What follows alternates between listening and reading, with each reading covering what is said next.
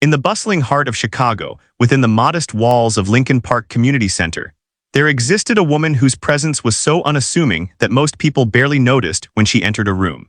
Her name was Alina Vasquez, and at 47 years old, she had perfected the art of invisibility in a way that only those who have been deeply wounded by life truly understand. She worked as a janitor at the community center, arriving each morning at 5 o'clock before the sun painted the sky with light, pushing her cleaning cart through hallways that still held the silence of night, emptying trash bins and mopping floors while the rest of the city slowly awakened to face another day. Alina had held this position for nearly 12 years, ever since she had immigrated to the United States from Mexico with her two young daughters following the tragic death of her husband in a construction accident that had left her family financially devastated and emotionally shattered. She had come to America with nothing but hope, determination, and a small suitcase containing a few clothes, some family photographs, and one other item that she kept carefully wrapped in an old blanket at the bottom, something she had not touched or even looked at in all the years since her arrival. The community center where Alina worked served the diverse neighborhood surrounding it, offering programs for children, seniors, and families who needed support and connection in a city that could feel overwhelming and isolating. There were after-school tutoring sessions for struggling students, English language classes for new immigrants like Alina herself, job training workshops for the unemployed, and various recreational activities meant to bring people together across the barriers of language, culture, and economic circumstance. The staff consisted of social workers, teachers, activity coordinators, and administrators, most of whom were young, educated, and filled with idealistic energy about making a difference in their community. They were kind to Alina in the distracted way that people often are with those they consider far beneath them in social status, offering her quick smiles in hallways and occasionally remembering to wish her a good morning, but never really seeing her as a complete person with a history, dreams, or hidden depths. To them, she was simply the cleaning lady, the woman who made sure the bathrooms were stocked with paper towels and the floors were free of the debris left behind by the constant flow of people through the building. Alina had learned to accept this invisibility, had even come to find a certain comfort in it after the years of scrutiny and pressure she had endured in her previous life back in Mexico City, a life that felt so distant now it might have belonged to someone else entirely. She kept her head down, did her work with quiet efficiency, and never drew attention to herself or shared personal information beyond the bare minimum required for polite conversation. Her English was functional but heavily accented, and she often pretended to understand less than she actually did as a way of avoiding deeper interactions that might lead to questions about her past. The other staff members knew only that she was a widow with two daughters, that she worked incredibly hard, and that she was unfailingly reliable, never missing a day of work even when she was obviously unwell, never complaining even when faced with the most unpleasant cleaning tasks that came with maintaining a building used by hundreds of people each week. What no one at the community center knew, what Alina had deliberately hidden from everyone in her new life, was that before tragedy had reshaped her existence, she had been one of Mexico's most promising young pianists, a prodigy who had begun performing publicly at age 7 and had gone on to study at the prestigious National Conservatory of Music in Mexico City. By her early 20s, Alina had won several international competitions, had performed with symphony orchestras across Latin America, and had been on the verge of a major breakthrough that would have taken her career to the global stage. Critics had praised her technical mastery and the emotional depth she brought to even the most familiar pieces, describing her interpretations as revelatory and deeply moving. She had been particularly known for her ability to play the most demanding works of the Romantic repertoire, the passionate and technically challenging compositions of Liszt, Chopin, and Rachmaninoff that required not just skilled fingers, but also a profound understanding of human emotion and the courage to expose one's deepest feelings through music. Her husband Miguel had been her greatest supporter, a gentle man who worked as an architect and who had encouraged her musical ambitions even when it meant sacrifices for their young family. He had been so proud of her accomplishments, attending every performance, helping care for their daughters while she practiced for hours each day, never showing resentment for the demands her career placed on their household. When he died in that terrible accident, falling from scaffolding on a construction site he had been inspecting, Alina's world had collapsed completely. The grief was compounded by financial catastrophe, as they discovered that Miguel's employer had failed to maintain proper insurance, leaving Alina with massive debts and no means of support. Her own performing career, which had been her family's main hope for financial security, suddenly felt impossible to continue. She could not focus on music when her children needed food and stability.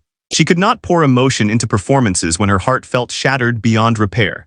The piano, which had once been her voice and her joy, became a reminder of everything she had lost. In her desperation, Alina had made the painful decision to leave Mexico and start over in the United States, where her cousin lived in Chicago and had promised to help her find work. She sold everything, including her beloved Steinway grand piano that had been a gift from her parents when she had won her first major competition, using the money to pay off debts and fund the journey north. She had carefully packed away the awards, the programs from her concerts, the newspaper clippings that documented her rise in the classical music world, unable to bring herself to discard these remnants of her former identity, but equally unable to display them in her new life. The one item she had brought with her, wrapped in that old blanket at the bottom of her suitcase, was the sheet music from her final performance before Miguel's death. A concert where she had played Rachmaninoff's Piano Concerto No. 2 with the Mexico City Philharmonic Orchestra, receiving a standing ovation that had lasted for nearly 10 minutes. She had kept this music as a kind of talisman, a connection to who she had been, but she had never once taken it out to look at it in all the years since. Now, 12 years later, Alina's daughters were grown. Maria, the eldest at 24, had just graduated from nursing school and was working at a hospital on the north side of the city, having fought her way through college with scholarships, student loans, and sheer determination. Sophia, 21, was in her final year at DePaul University studying education, hoping to become a teacher who could help immigrant children navigate the American school system as she once had to do. Both young women had succeeded despite the hardships of their childhood, despite watching their mother work multiple jobs to provide for them, despite the cultural and linguistic barriers they had faced. They were Alina's pride and her redemption, proof that the sacrifices had been worth making, that her decision to leave Mexico and build a new life had given them opportunities they never would have had otherwise. They knew their mother had once been a pianist, that music had been important to her. But Alina had never told them the full extent of her former career, never mentioned the competitions won or the critical acclaim received. She had let them believe she had been merely a piano teacher back in Mexico, someone with modest skills who had played at local events, nothing more. It had seemed easier that way, less painful than trying to explain what she had given up, and why she never touched a piano anymore despite the longing that still gripped her heart whenever she heard classical music playing in the community center during events. Alina's life had fallen into a comfortable if somewhat monotonous rhythm, each day much like the one before, work and home, and the occasional dinner with her daughters. Everything predictable and safe in a way that felt necessary after so much chaos and loss. She had convinced herself that this was enough, that she had found contentment in her simple existence, that the part of her that had once needed music to feel fully alive had been successfully buried and no longer demanded attention. But sometimes, late at night when she was alone in her small apartment, she would hear melodies in her mind. Her fingers would unconsciously move through difficult passages as if playing an invisible keyboard, and she would feel an ache so profound it took her breath away. On those nights, she would remind herself sternly that she had made her choices and that looking backward served no purpose. The past was finished, sealed away like the sheet music at the bottom of her closet, and there was no point in disturbing what had been so carefully put to rest. She was a janitor now, a mother who had fulfilled her duty, a woman who had survived, and that would have to be sufficient. Yet even as she told herself these things, some part of her remained unconvinced, waiting in silence for something she could not name, some opportunity or moment that would finally allow her to be whole again. The disruption to Alina's carefully maintained equilibrium began on a gray Monday morning in late November, when the community center's director, an energetic woman named Patricia Morgan who had held the position for only 6 months, called an emergency all-staff meeting. Patricia was in her mid-30s, ambitious and filled with ideas about expanding the center's impact and visibility in the community. She had been hired specifically to revitalize the organization, which had been struggling with declining enrollment and funding cuts that threatened its continued operation. The board of directors had given her a clear mandate: find ways to attract more community participation, generate positive publicity, and secure new funding sources, or the center might have to close its doors within 2 years. Patricia took this challenge seriously, perhaps too seriously, and her constant stream of new initiatives had left the staff feeling exhausted and overwhelmed by the relentless pace of change. At the meeting, held in the center's largest multi-purpose room, with staff members crowded onto folding chairs, Patricia announced her latest plan with the kind of enthusiasm that made people simultaneously inspired and anxious. The community center would be hosting a major fundraising gala in exactly 3 weeks, timed to coincide with the holiday season when donors traditionally felt more generous. The event would be held in the center's main hall, which would be transformed for the evening into an elegant venue.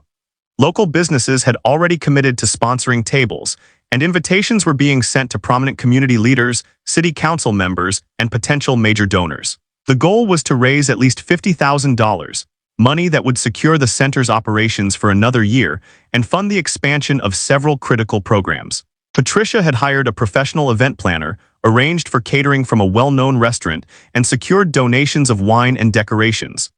Everything was coming together beautifully, she assured the assembled staff, and she needed everyone's cooperation to make the evening a success. Then came the announcement that would change Alina's life.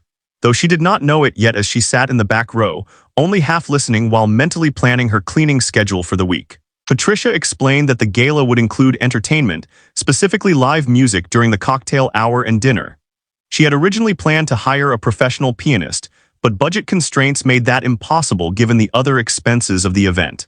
Instead, she had decided that the entertainment should come from within the community center family itself, which would add a personal touch and demonstrate the talent present in the neighborhood they served. She needed a volunteer, someone who could play piano reasonably well, to perform for approximately 90 minutes during the early part of the evening, playing a mix of light classical pieces and perhaps some jazz standards. Nothing too challenging or attention-demanding, just pleasant background music that would create an elegant atmosphere while guests mingled and ate. Patricia looked around the room expectantly but was met with silence. The staff members glanced at each other uncomfortably. Finally, James Chen, one of the youth program coordinators, mentioned that he had taken piano lessons as a child but had not played seriously in over 15 years and did not feel competent to perform at such an important event. Margaret Williams from the Senior Services Department said she could play a bit but only simple songs, nothing that would be appropriate for a formal fundraiser. No one else volunteered. Patricia's expression shifted from hopeful to concerned. She explained that this was really quite important, that the presence of live music had been mentioned in the promotional materials already sent to potential donors, and that she needed someone to step forward and help the center in this time of need. Surely among the 50 staff members present, someone had musical ability they could share. Alina sat very still, her heart beginning to pound in a way that felt both familiar and frightening. She knew she should remain silent, that revealing her abilities would open doors she had deliberately closed years ago, that it would invite questions and attention she had spent over a decade avoiding. Yet something stirred within her, some long-suppressed part of her identity that recognized an opportunity and refused to be ignored. She thought of the community center closing, of all the families who depended on its services, of the children who came for tutoring, and the elderly immigrants who attended the social programs that helped them feel less alone in a foreign country. She thought of her own daughters who had benefited from programs exactly like these when they were young, who might never have succeeded without such support. Before she could reconsider, before the rational part of her mind could reassert control, Alina found herself raising her hands slightly, then more firmly when no one noticed her at first. Patricia looked surprised and frankly skeptical when she realized who was volunteering. She asked Alina directly if she could really play piano well enough for such an event, and Alina nodded, saying quietly that yes, she had some experience with classical music. The other staff members looked at each other with barely concealed doubt. The cleaning lady was going to perform at their most important fundraiser of the year. Patricia seemed to share their uncertainty, but desperation outweighed skepticism. She thanked Alina with visible relief and said they would need to arrange a time for Alina to rehearse in the hall, just to make sure the arrangement would work. Alina agreed, her voice steady even as her hands trembled slightly in her lap. As the meeting continued with other logistical details about the gala, Alina barely heard a word, her mind already spinning with the realization of what she had just committed to doing. That evening, Alina returned home to her small one-bedroom apartment in a building populated mostly by other immigrant families, climbed the 3 flights of stairs because the elevator was perpetually broken, and went directly to her bedroom closet. She pushed aside the modest collection of work uniforms and casual clothes, until she reached the back corner where a cardboard box sat undisturbed beneath a stack of blankets. Her hands shook as she pulled the box out and opened it for the first time in 12 years.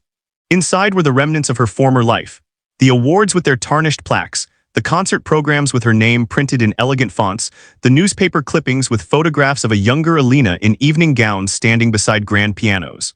And there, at the very bottom, was the sheet music from her final performance, the Rachmaninoff concerto that had been her triumph and her farewell to the world of professional music. She lifted the pages carefully, seeing the penciled notations she had made during practice sessions, the fingering marks and dynamic reminders written in her own hand so many years ago. Alina carried the sheet music to her tiny living room and sat on the worn couch, studying the notes as if greeting old friends she had not seen in far too long. Could she still play at this level? Her fingers had not touched a piano in over a decade. Would the muscle memory remain, or had time eroded the skills she had spent her entire youth developing? The gala was in 3 weeks, which was not much time to prepare, especially since she would need to practice on the community center's piano during hours when the building was not in use, which meant very early mornings before her regular shift or late evenings after programs had ended. It would be exhausting, but Alina felt something awakening inside her that had been dormant for so long she had almost forgotten it existed. It was not just the technical challenge that called to her, but the possibility of expressing through music all the emotions she had kept locked away, the grief and loss and longing that had no other outlet, the story of her journey that she had never been able to tell in words. She called both her daughters that night, something she rarely did on weekdays since they were all busy with their own lives. When she told them about volunteering to play at the gala, there was a long silence on the phone. Maria, always the more direct of the two, asked if her mother was sure this was a good idea, reminding her that she had not played in so many years and might be setting herself up for disappointment or embarrassment. Sophia, more gentle but equally concerned, asked why Alina felt compelled to do this now after avoiding pianos for so long. Alina struggled to explain, finally saying only that she felt it was important, that the community center needed help and she had something to offer. What she could not articulate, even to her beloved daughters, was that she needed this for herself, that she had been only half alive for 12 years and was finally ready to attempt being whole again, regardless of the risk involved. After hanging up the phone, Alina made a decision. She would not play simple background music as Patricia had requested. She would prepare a proper program, including some of the most beautiful and challenging pieces in the piano repertoire. If she was going to step back into the world of music after all these years, she would do it honestly and completely, not as a diminished version of herself, but as the pianist she had once been and might still be. It was a gamble, she knew, because her skills might have deteriorated beyond recovery, but something told her that this opportunity would not come again, that this was her moment to reclaim the part of herself she had abandoned out of necessity and pain. She went to bed that night with her mind already hearing the music she would play, her fingers moving unconsciously through passages that had been memorized so thoroughly they were written into her very bones. And for the first time in 12 years, Alina fell asleep feeling something very much like hope. The next morning, Alina arrived at the community center even earlier than usual, at 4:30 instead of 5. Carrying a thermos of coffee and wearing determination like armor. She had obtained permission from Patricia to use the piano in the main hall for practice before her regular work shift began. And now, she stood before the instrument feeling emotions she could not quite name. The piano was a Yamaha upright, nothing like the magnificent Steinway Grand she had once owned, but it appeared to be in decent condition, reasonably well-maintained and tuned. Alina sat on the bench, her hands hovering over the keys, suddenly terrified. What if the magic was gone? What if her fingers no longer remembered what her mind still knew?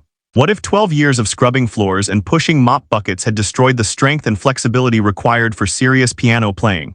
She began with simple scales, C major ascending and descending, her fingers feeling stiff and awkward at first. The sound that emerged was thin and uneven, each note distinct rather than flowing into the next.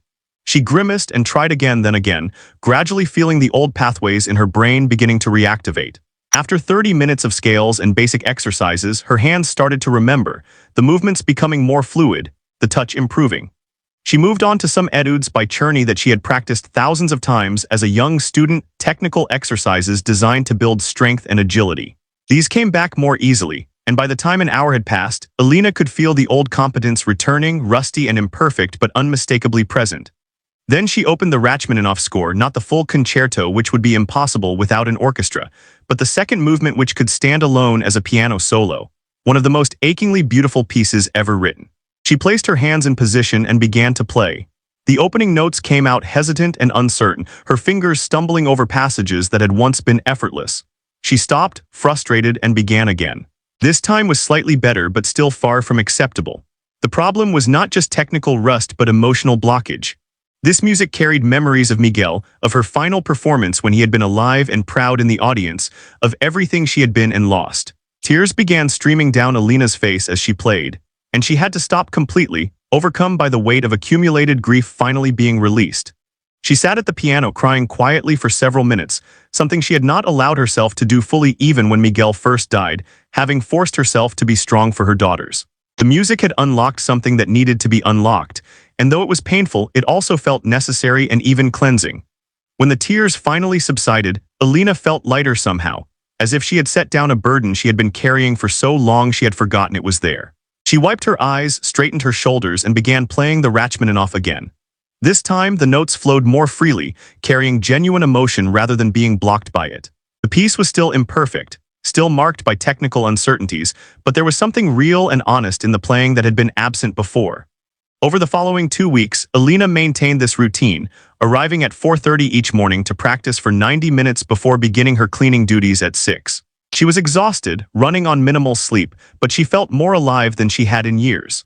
Her fingers grew stronger each day, the calluses that had softened during her years away from the piano gradually returning. She worked through a carefully planned program.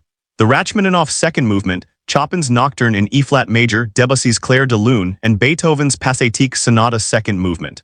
These were not simple background pieces, but substantial works that demanded both technical skill and deep interpretive understanding. She knew she was taking a risk by preparing such challenging material, but she could not bring herself to play anything less. If she was going to reveal herself after all these years of hiding, she would do it completely and honestly. The other staff members began noticing changes in Alina during this period. She seemed different somehow, more present and engaged, less invisible.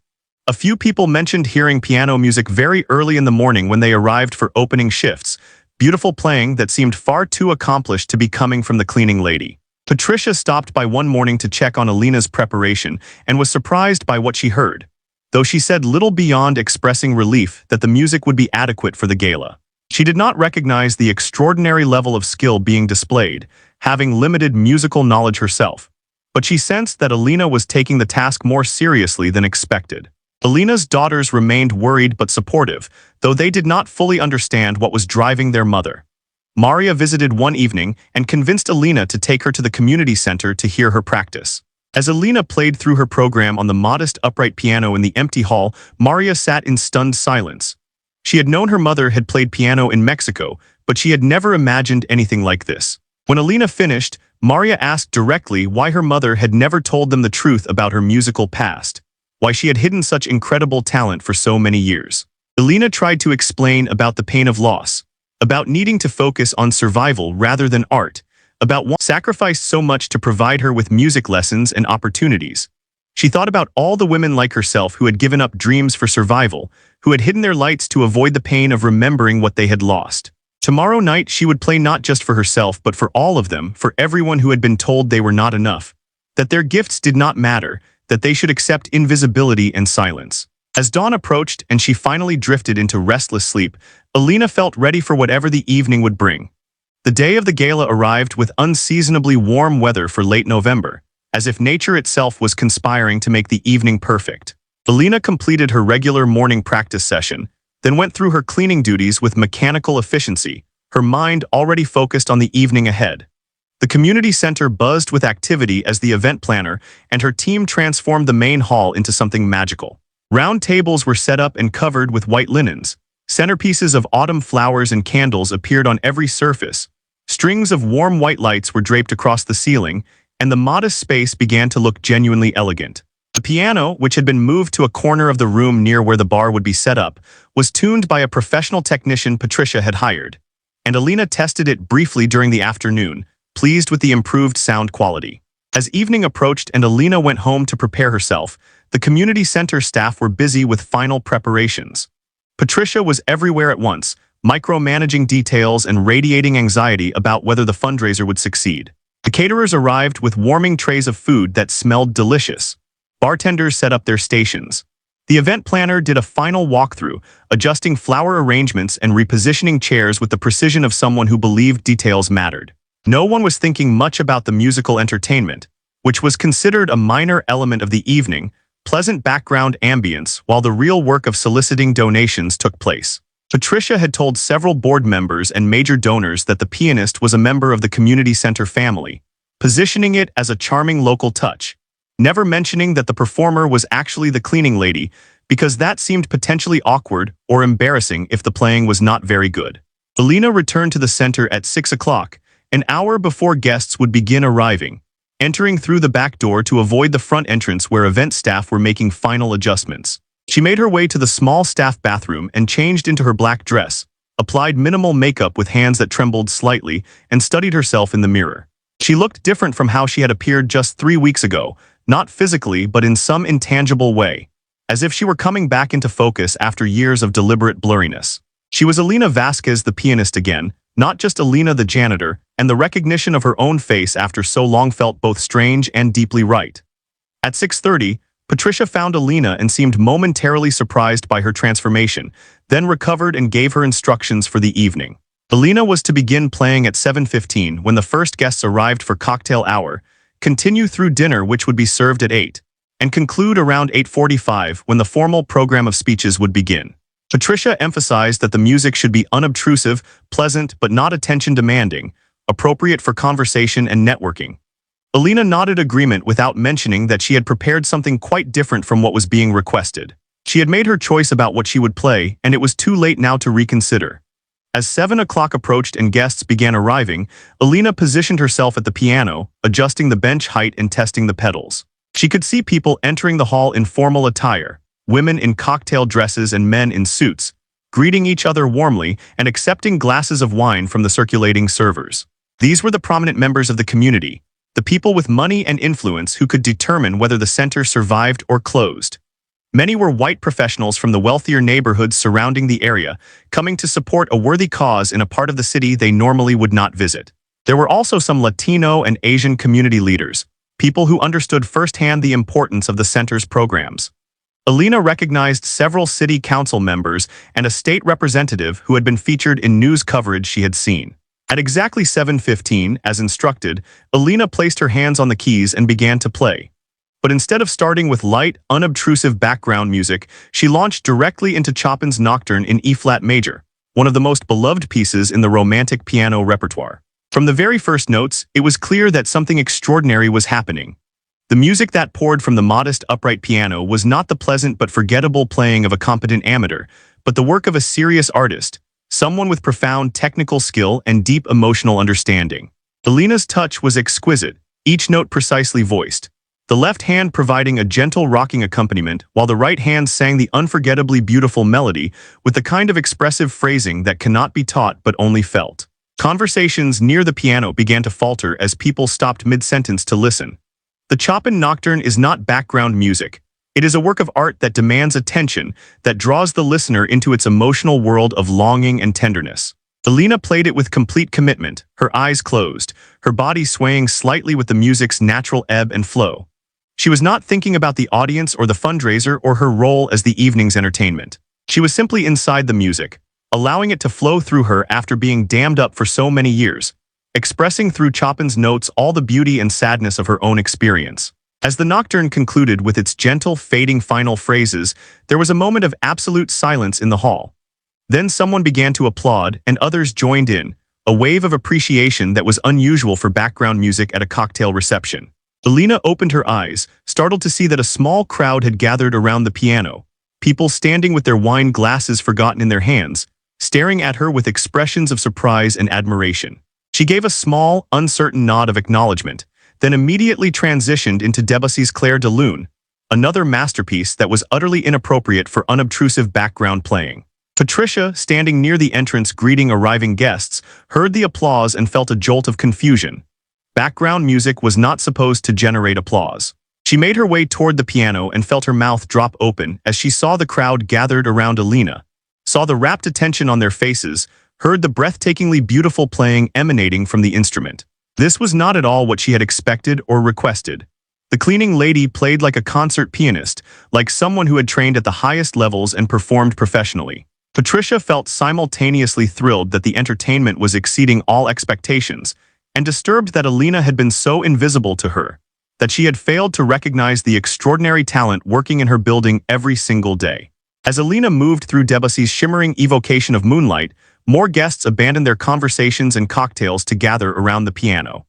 The piece requires a special kind of touch, an ability to create colors and atmospheres through subtle gradations of tone and pedaling, and Alina possessed this ability in abundance. Her years away from performing had not diminished her interpretive gifts.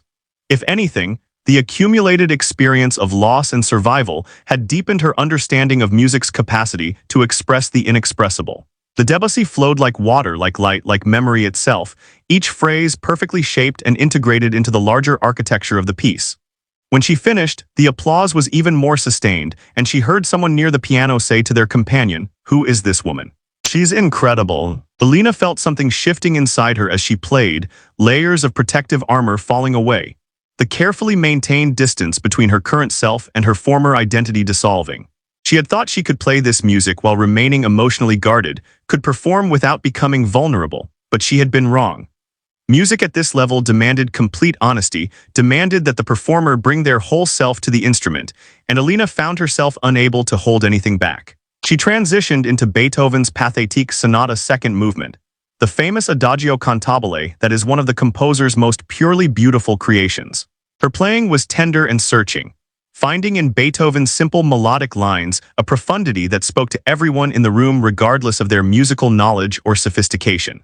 By now, nearly everyone at the gala had stopped their social mingling and formed a loose circle around the piano, still holding their drinks but no longer pretending to be engaged in anything other than listening.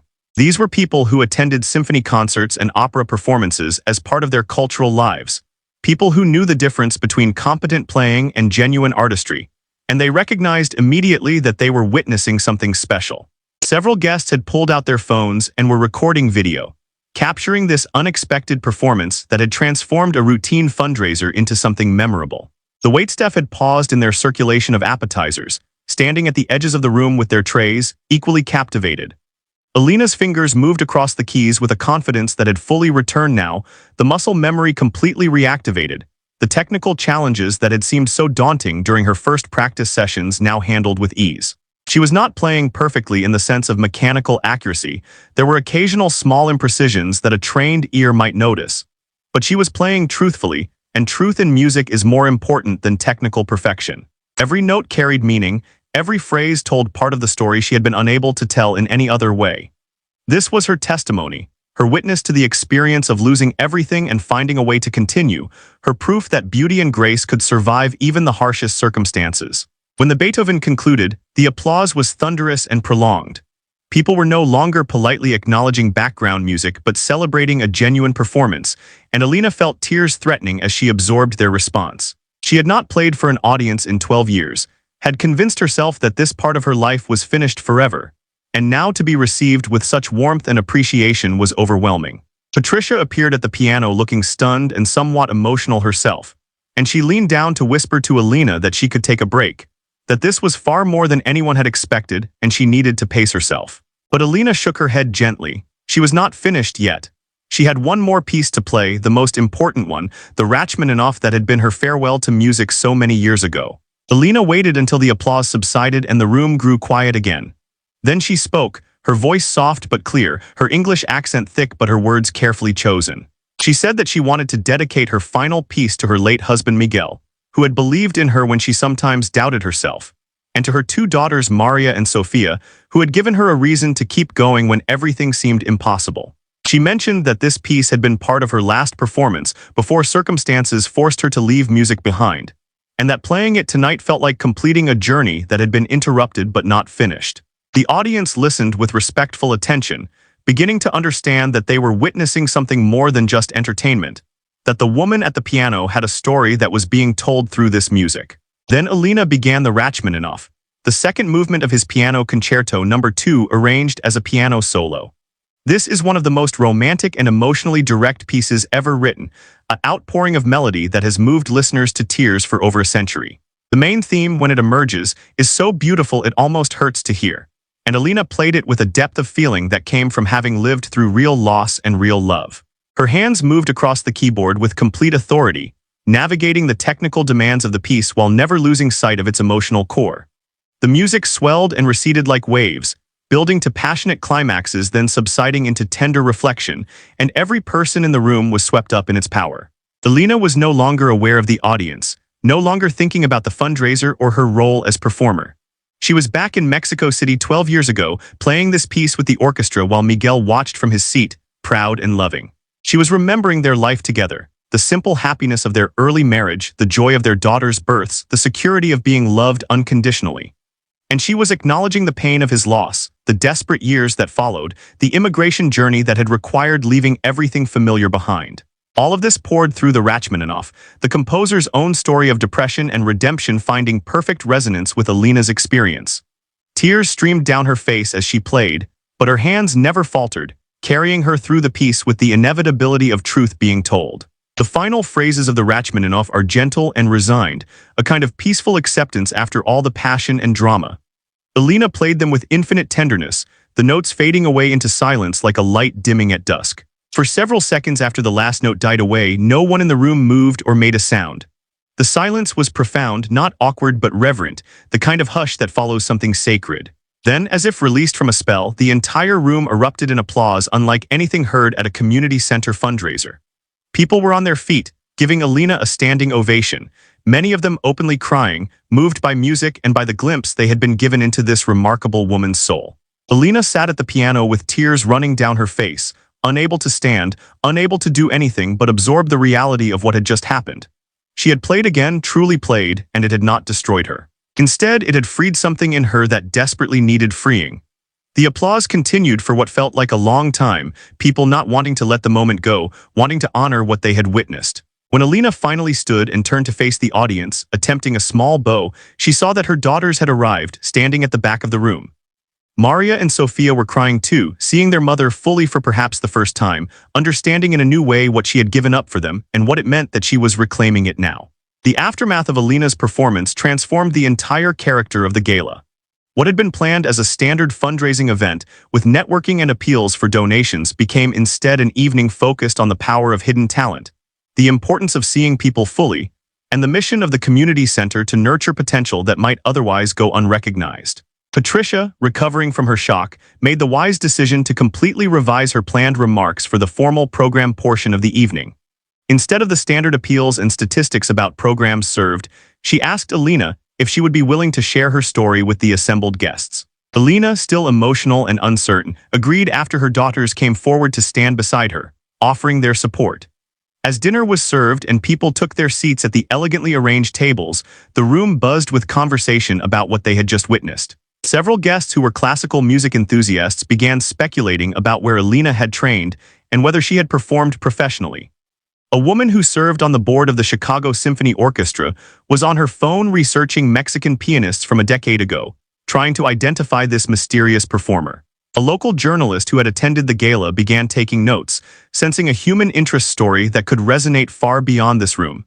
The energy in the hall was electric, charged with the unexpected magic of genuine art appearing where it was least expected. When Patricia stood to address the guests after the main course had been served, she began by acknowledging that the evening had not unfolded as planned, and that sometimes the greatest gifts come in unexpected packages. She told the audience that the pianist they had heard was Alina Vasquez, and that her title at the community center was custodial staff member. She let that information sink in, watching realization dawn on faces around the room. The woman who cleaned their toilets and mopped their floors was the same person who had just moved them to tears with music of the highest caliber. Patricia spoke about how easy it is to overlook people, to make assumptions based on job titles or social positions, to fail to see the full humanity and potential in every person we encounter. She suggested that Alina's hidden talent was a metaphor for what the community center was all about, recognizing and nurturing the gifts that exist in every person, regardless of their circumstances. Then Patricia invited Alina to come forward and share her story if she felt comfortable doing so. Alina walked slowly to the microphone, her daughters accompanying her for moral support, and stood before a room full of strangers who were looking at her with new eyes, seeing her rather than looking through her for the first time. She spoke haltingly at first, her English less fluent when she was nervous, but she told them about her life in Mexico City, her career as a concert pianist, the tragedy that had ended that chapter of her existence. She explained her years in Chicago, working to support her daughters, keeping her past hidden because it was too painful to remember what she had lost. She talked about volunteering to play for the gala out of a desire to help the community center that had supported her family, and about how the experience of preparing and performing had helped her heal wounds she had not realized were still open. As Alina spoke, there was absolute silence in the room. These accomplished, successful people were hearing a story that challenged their assumptions about who mattered and who did not, about where talent and dignity could be found, about the invisible sacrifices made by people they passed every day without seeing. When Alina finished by saying that the community center represented hope for people like herself, immigrants and struggling families who needed support to build new lives, the connection to the evening's fundraising purpose was clear and powerful in a way that no prepared speech could have achieved. The impact on donations was immediate and dramatic. When Patricia made the formal fundraising appeal after Alina's remarks, people responded with unprecedented generosity. The goal had been $50,000, but within 30 minutes, pledges and contributions exceeded $100,000, then kept climbing. Wealthy guests who had planned to make modest donations found themselves writing substantially larger checks, moved by Alina's story and wanting to support an organization that clearly served people of extraordinary worth who simply needed opportunity. The board president, a businessman named Robert Chen, stood to announce that he was personally doubling his planned contribution and challenged other board members to do the same. Several did. A foundation representative in attendance made a commitment on the spot to discuss a major grant for program expansion. But beyond the money, something more significant was happening in that room. People were reevaluating their own lives and choices, thinking about the talents they had suppressed or abandoned, the dreams they had deferred, the ways they had made themselves smaller to fit into expected roles. Alina's story resonated because it touched something universal: the gap between who we are and who we might be, the sacrifices we make, and the question of whether we can ever reclaim what we have given up. Conversations at the tables grew deep and personal, guests sharing their own stories of abandoned ambitions and hidden gifts, creating unexpected connections and intimacy at what was supposed to be a routine charity event. The local journalist, a woman named Catherine Liu who wrote for the Chicago Tribune, approached Alina during the reception after the formal program and asked if she could interview her for a feature story. Alina hesitated, her instinct still to avoid publicity and maintain her carefully guarded privacy. But Maria, standing beside her mother, gently encouraged her to agree, saying that her story could inspire others, that there was value in being visible and honest about the immigrant experience. Alina agreed to think about it and provide contact information later, not committing but not refusing either, a significant step for someone who had hidden for so long. As the evening concluded and guests began departing, many made a point of speaking to Alina personally, thanking her for the gift of her music and her story, treating her with a respect and warmth she had not experienced in years. The other community center staff members, who had worked alongside Alina for years without really knowing her, approached with emotions ranging from amazement to embarrassment that they had been so blind. James Chen, the youth coordinator, apologized directly for having dismissed her so completely, for never bothering to learn her story or recognize her as a complete person. Alina accepted these apologies with grace, understanding that invisibility was not entirely imposed by others, but had been something she chose for self-protection, and that she bore some responsibility for the walls she had built. As Alina finally prepared to leave the community center well after midnight, exhausted but also exhilarated, her daughters walked on either side of her to the car. Sophia asked her mother how she felt, and Alina struggled to find words in either English or Spanish adequate to describe the mixture of emotions flooding through her. She finally said simply that she felt whole again, that a part of herself she thought was dead had been resurrected, and that while she did not know what would happen next, she knew she could no longer pretend to be less than she was. Maria reminded her mother that she had never been less, that her worth had never depended on whether others recognized her gifts, but Alina shook her head. She had needed to be seen, she said, not for ego but for her own sense of reality, for confirmation that her past had been real and that her gifts had mattered. Tonight had given her that confirmation, and she was grateful beyond words. The week following the gala brought changes that cascaded through Alina's life with dizzying speed. Catherine Liu's article appeared in the Chicago Tribune on Thursday, a beautifully written feature that told Alina's story with sensitivity and detail, including quotes from gala attendees and information about her earlier career that the journalist had uncovered through research. The article was titled "The Maestro in the Mop Closet: How a Janitor's Performance Transformed a Community," and it quickly went viral on social media, being shared thousands of times and picked up by national news outlets. Within days, Alina's story was being discussed on morning talk shows, featured in online publications, and shared in immigrant community networks across the country as an example of hidden talent and untold stories. The attention was overwhelming for Alina, who had spent 12 years avoiding notice and now found herself the subject of widespread interest. Her phone rang constantly with interview requests from media outlets. The community center was fielded inquiries from concert promoters, music schools, and charitable organizations wanting to book Alina for performances or speaking engagements. Several prominent Latino advocacy groups reached out, wanting to feature her story as an example of immigrant contributions to American culture. A literary agent contacted her about writing a memoir. The mayor's office called to arrange a ceremony honoring her as an outstanding member of the Chicago community. It was all too much, too fast, and Alina felt simultaneously gratified and frightened by the sudden exposure. Patricia, to her credit, handled the situation with sensitivity and wisdom.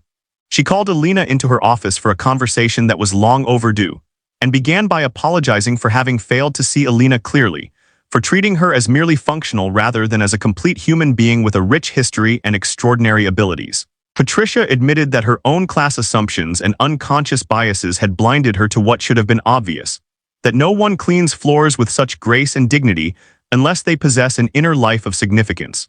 She asked Alina to forgive her narrow vision, and Alina did so readily, having already forgiven much larger offenses in her life, and understanding that people's limitations in seeing others often reflect their own insecurities rather than malice. Then Patricia made a proposal. The community center wanted to create a new position, Director of Music Programs, which would involve developing and leading music education initiatives for both children and adults in the community. The salary would be substantially more than Alina's current custodial position, and the work would allow her to share her gifts while remaining in the supportive environment of the center where she felt comfortable. Patricia emphasized that Alina would not have to perform publicly if she did not wish to, that the position was about teaching and program development rather than personal performance, though certainly if she chose to perform occasionally that would be welcomed. The job was being created specifically for Alina in recognition both of her abilities and of what her presence could mean for the center's mission and impact. Alina asked for time to consider the offer, uncertain whether she was ready for such a dramatic change in her professional identity. That evening she discussed it extensively with her daughters, weighing the opportunities against her fears. Maria argued passionately that her mother should accept that she had hidden and sacrificed long enough that it was time to live fully rather than simply survive. Sophia, more sensitive to her mother's emotional complexity, acknowledged that the decision was frightening, but suggested that Alina had already taken the hardest step by performing at the gala, and that this next step might actually be easier because it did not require her to be alone in the spotlight, but rather to help others discover their own musical voices. Their words were wise and loving, and Alina felt blessed to have raised such remarkable young women despite all the hardships they had endured together. Alina also had to navigate her sudden fame within the immigrant community where she lived. Her neighbors, many of whom had known her for years as simply the quiet woman who worked at the community center, now looked at her with new respect and curiosity. Some were proud, treating her as a representative of what immigrants could achieve and contribute. Others seemed uncomfortable, as if Alina's revealed talent somehow reflected poorly on their own more modest accomplishments, or as if she had been deceiving them by not mentioning her background. Alina understood these reactions, having felt similar complicated emotions herself when encountering exceptional people from her own community in Mexico. She tried to be gracious and humble, emphasizing that she was still the same person she had always been, just more visible now. The most significant development came from an unexpected source. A music professor named Dr. Lawrence Hammond at Northwestern University, who had been in attendance at the gala, reached out to Alina with a different kind of proposal. He taught in the university's music school and also directed a chamber music series that featured lesser-known but significant classical works. He wondered if Alina would consider performing a full recital as part of the next season's programming, which would be announced in a few months. The recital would be at a small but prestigious venue, with an audience of serious music lovers rather than a general public crowd. It would be a return to the concert stage in the most authentic sense, an opportunity to perform a thoughtfully curated program of substantial works for people who would truly listen and appreciate. Alina's first instinct was to refuse, the idea of a full formal recital triggering all her old anxieties about performance pressure and critical judgment. But Dr. Hammond, sensing her hesitation, explained his vision in a way that addressed her concerns. He said he was interested in her not because she was a novelty or a human interest story, but because her playing at the gala had demonstrated profound artistry, the kind of mature, emotionally honest interpretation that came only from someone who had lived deeply and reflected seriously on life's meaning. He believed she had something important to offer beyond technical display, a kind of truth-telling through music that contemporary classical performance sometimes lacked in its emphasis on virtuosic perfection. He gave her complete freedom to choose her program and set the terms of her participation, making clear that this was an invitation between artists, not an exploitation of her sudden notoriety. Alina promised to consider his proposal seriously and found herself drawn to the idea in spite of her fears. A full recital would allow her to play music she loved in a context that honored it properly, without the constraints of background entertainment or the distraction of simultaneous dining and conversation. It would be a true return to her identity as a concert pianist, acknowledging both who she had been and who she might still become. The question was whether she had the courage to make herself that vulnerable again, to step back into the arena where she had once been wounded so badly that she fled entirely. 2 months later, in mid-January, Alina gave her notice at the community center that she was resigning from her custodial position, having accepted Patricia's offer to become the director of music programs beginning in February. The decision had not been easy, as there was something comfortable and safe about cleaning work, its physical tangibility and clear results. But Alina knew that safety purchased at the cost of suppressing essential parts of herself was ultimately a form of imprisonment rather than protection, and she was ready to take the risk of living more fully even if it meant facing uncertainty and possible failure. Her final weeks as a custodian were marked by a series of small celebrations and farewells. The staff threw her a party, giving her gifts and sharing memories, many of them acknowledging with embarrassment how little they had really known her despite years of daily interaction. The regular users of the community center, the seniors who attended social programs and the parents who brought children for tutoring, expressed their happiness at her transformation while also noting that they would miss seeing her familiar presence in the hallways.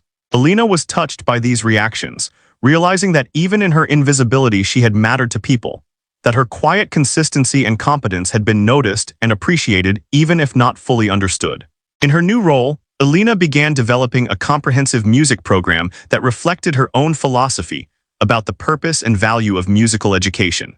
She created classes for young children, teaching them not just technical skills, but the joy of making music together and expressing emotions through sound.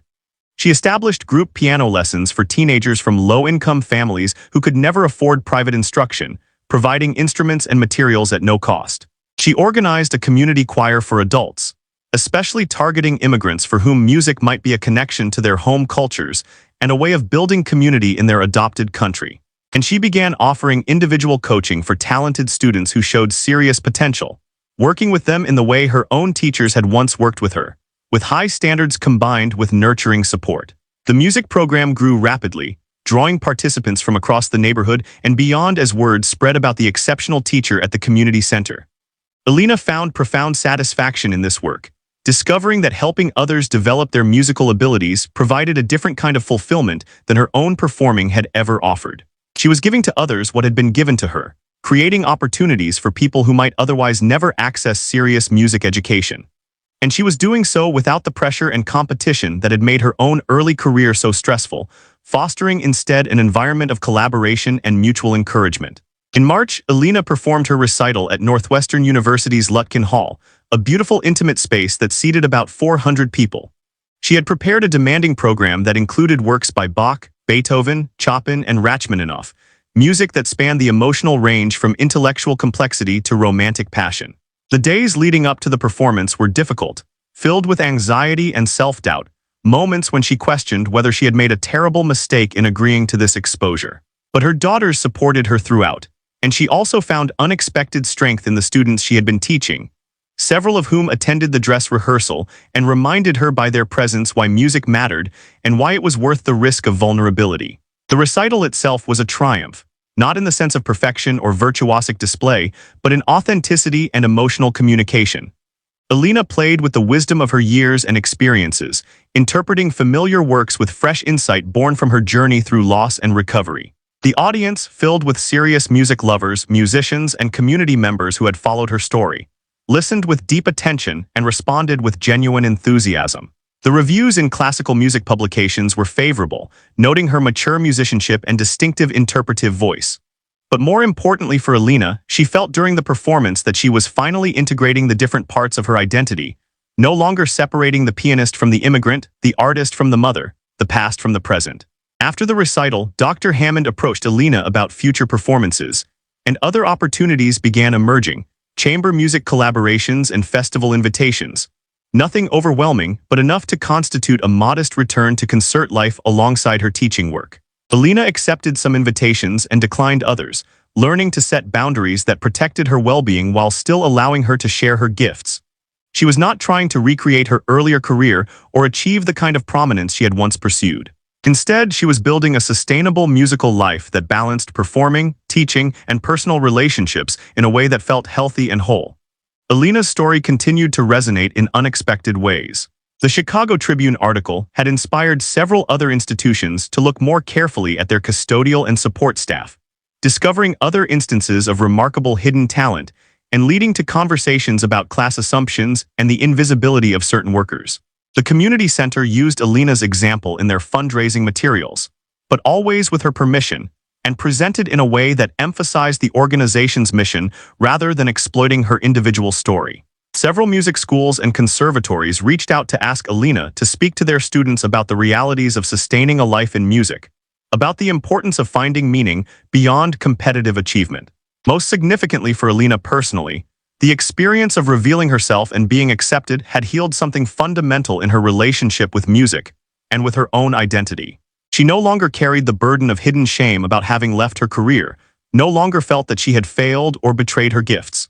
She understood that her journey had been necessary, that the years of survival and sacrifice had not been wasted but had instead deepened her humanity and enriched her artistry. She had learned that talent was not diminished by circumstance, that worth was not determined by recognition, and that it was never too late to reclaim essential parts of oneself. On a warm evening in May, Alina hosted a small dinner at her apartment for her daughters, her brother Robert and his family whom she had reconnected with after the Tribune article appeared, and a few close friends from the community center. After the meal, Sophia asked her mother to play something, and Alina sat at the old upright piano that had been her only companion through so many lonely years. She played Chopin's Nocturne in E-flat major, the piece that had begun her transformation at the gala, but this time she played it not for an audience but for the people she loved, in a spirit of pure gratitude and joy. As the beautiful melody filled her small living room, Alina looked around at the faces of those who mattered most to her, and felt a contentment she had never experienced even at the height of her early career. She had been told to play a simple tune, to be unobtrusive and forgettable, to stay invisible and safe. Instead, she had chosen to play truthfully, to reveal herself completely, to risk everything for the sake of integrity. That choice had led her back to herself, had reconnected her with her past while opening up new possibilities for her future, and had reminded her that the most important performances are not those that bring acclaim, but those that express truth.